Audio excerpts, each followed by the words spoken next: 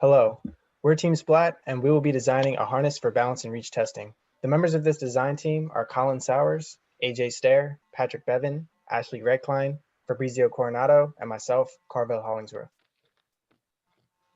The problem we are faced with is that balance begins decreasing for people in their mid-20s and becomes more noticeable in old age, and falls for individuals above 6 years old are frequently fatal. So Dr. Jay Barton from the VA approached UMD with a project to design a harness for his balance and reach testing that wouldn't interfere with the test parameters so that it can arrest a fall safely without injury, without blocking the motion capture sensors they're using to model the body motion to compare young and healthy reach to elderly or injured reach, and then characterize what he described as a human control system, which is the sensory feedback loop in a person so that they can identify the balance weaknesses in individuals for targeted rehabilitation. The first step in this process was defining some of the terms. It's in our report 1. We started by getting customer requirements directly from Dr. Jay Barton and Dr. Von Cook. There was a big emphasis on patient comfort just because of our targeted demographic with elderly patients, as well as adjustability and avoiding the sensors as to not interfere with his research. We transferred those into engineering characteristics, which consisted just of quantifying those different CRs. Those included things like time needed to put on and adjust the harness, force applied to patient during fall, and mechanical flexibility on the harness. From there, we talked about our product functions, the main things that our harness and tether need to be able to do. That includes stopping the fall, it needs to be adjustable, needs to be sanitized, and it needs to secure either to the wall or ceiling. And finally, that takes us to our design criteria, what we're judging each of our concepts against. Those include force applied to patient during fall, weight of harness and tether, mechanical flexibility, strength of harness, and that the harness does not cover sensors. Here we have a flow chart representing the approach we took to choose our final concept, taking all the factors we discussed and putting them through a Pew chart and AHP, which will be discussed in further detail to create our final concept. To begin our concept development process, we did an in-class assignment where we picked one function as a group, then individually generated concepts for the functions using the 6-3-5 method, sharing our concepts between rounds to bounce ideas off each other.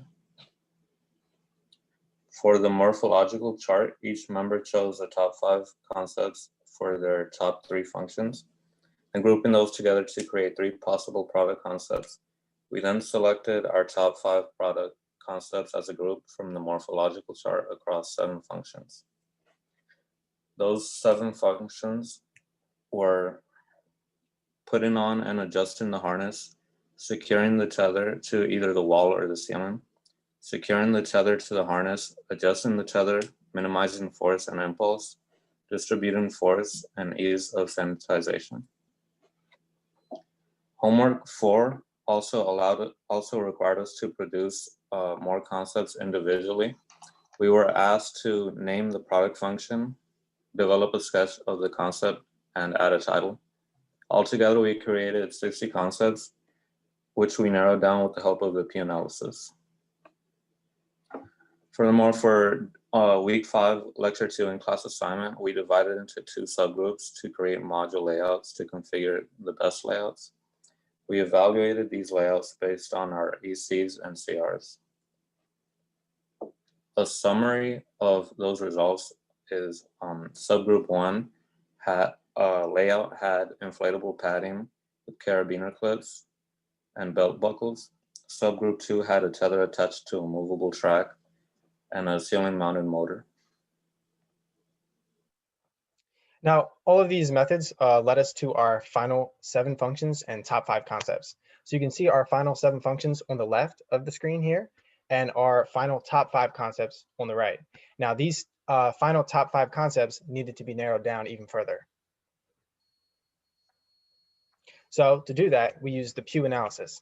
So we took each of our top 5 concepts and we matched them up against other concepts. So we'd use one as a datum and match that one up with another specific concept, and we'd see if it's better, worse, or the same. And we did that 5 different times. So we matched every single concept up and got data on every single concept. So here's the screenshots for the Pew chart analysis. So as you can see from the top left image, we have concept one as the datum. And you can see that with concept one matched up with concept two, you have two minuses, meaning it was worse, an S, meaning it was the same, and two pluses, meaning it was better for each of these engineering characteristics. And on the bottom right, you can see a screenshot of tallying up the total number of pluses so that we could further narrow down our concepts. So with all of these methods, our week 4 and 5 in-class assignments, our homework assignments, our Pew analysis, our morphological charts, we eventually could narrow down our concepts to our final top 3 product concepts. So you can see separated by each column, we have concept 1 on the furthest to the left, concept 2 in the middle, and concept 3 all the way on the right. So for the green color system, you can see that those concepts specifically did exceptionally well. Yellow did good, red did neutral, and white did poorly. Now you might notice that there's 2 white individual concepts in these top 3 product concepts that we chose. The reason for that is compatibility.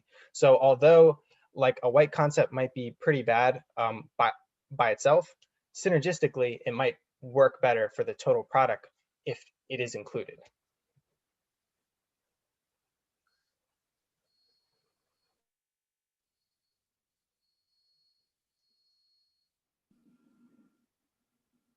Again, switch sides. Oh.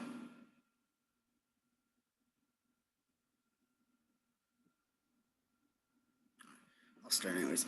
All right, so of our 5 design concepts, we ended up going with using the AHP chart. We were able to determine the 3 most critical engineering characteristics: the forces applied to the patient during the test, the forces applied to patients during the fall, and then that the harness doesn't cover the sensors.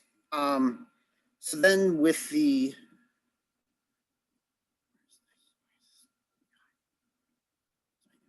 all right, so and you can see in our AHP chart, engineering criteria 10 and 9, they have the highest weights by a wide margin over any of the other engineering characteristics mostly.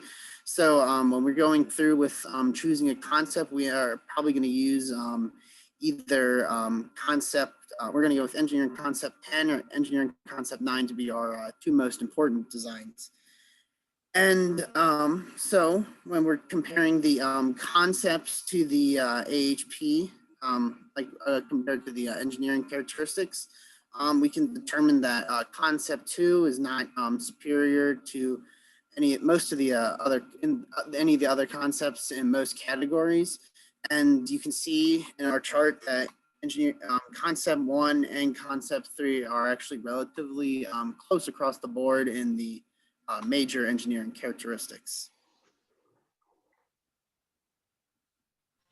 So the final part of our AHP process was to take the scores we got from the last part and total them with the aggregate weights of each of the engineering, the criteria. And so after this, we got concept 1 with an aggregate weight of 0.43, concept 3 with an aggregate weight of 0.35, and concept 2 with an aggregate weight of 0.22. So clearly, just based off this, concept 1 and 3 were the best ones. Concept 1 specifically was propelled by very large advantages in EC5 and EC10, while concept 3 was propelled by EC6 and 9. While not shown on the screen here, we performed a consistency check on this AHP as well. And everything checked out, which meant that the results of this were viable and okay to use. So when it comes to the discussion of the AHP, it's important to note that even though the scores between concept 1 and 3 were very close, concept 3's score was almost inflated. It was almost a false level to it. The motorized aspect, in theory, sounds really good to shorten or lighten the tether and make sure to decelerate. And this is why the strength of tether / harness EC is scored so highly. But upon conversation with Dr. Barton, he recommended we do not include any other control systems in our design. due to the feedback with the sensors. So that made pretty much the critical point and what caused concept 3 to be so highly weighted almost not really a thing anyway. So concept 1, with the 5 green boxes, as Carvel talked about earlier, it was expected to do well, and it did grade out pretty well throughout the point of it.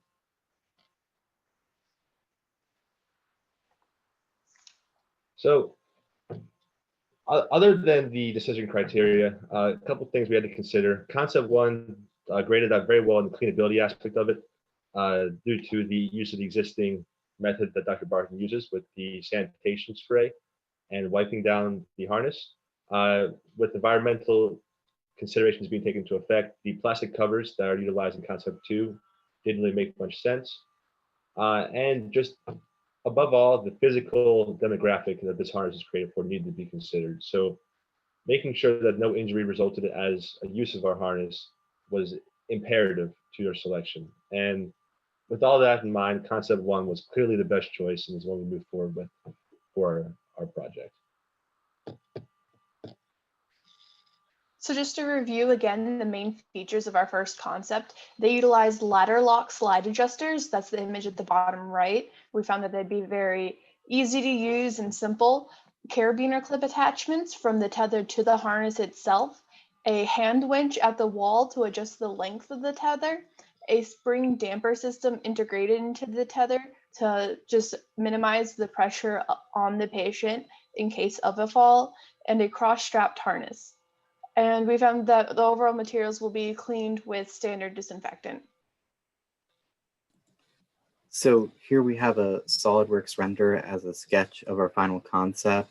It shows that the hand winch will be placed on a wall a few feet behind the patient. The room is 20 feet tall, so the wire supporting the patient will be stretched over a pulley to be adjusted with the winch, and a couple feet above the patient's head, there will be our spring damper system to help reduce the impulse, connected at the back of the harness with a carabiner.